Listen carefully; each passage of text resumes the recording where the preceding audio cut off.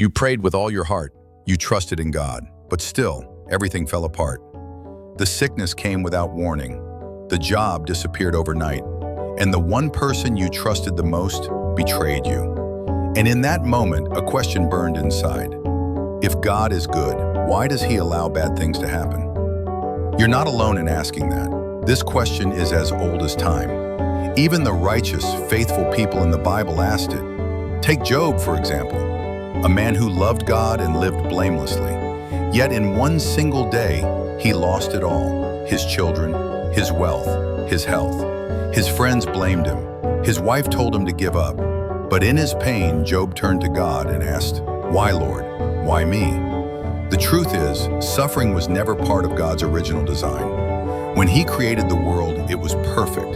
No pain, no death, no sorrow. But sin entered through Adam and Eve, and brokenness followed. Now we live in a world damaged by sin, where sickness, betrayal, and death are part of life.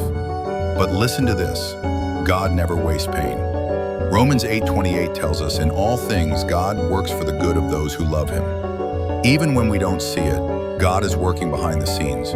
Remember Joseph? Betrayed by his own brothers, sold as a slave, falsely imprisoned. But years later he said, "You intended to harm me, but God intended it for good."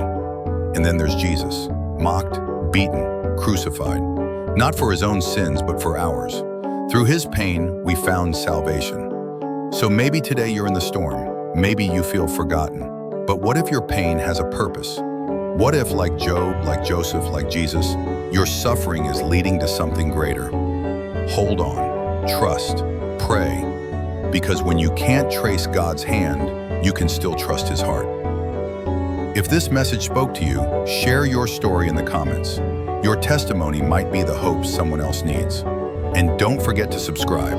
We're walking this journey of faith together. Loneliness doesn't mean you're without people. It might just mean God is calling you into deeper connection with Him. Let me know if you'd like me to adjust the tone, more casual, more emotional, more scriptural, or format this into a YouTube description, voiceover, or subtitles.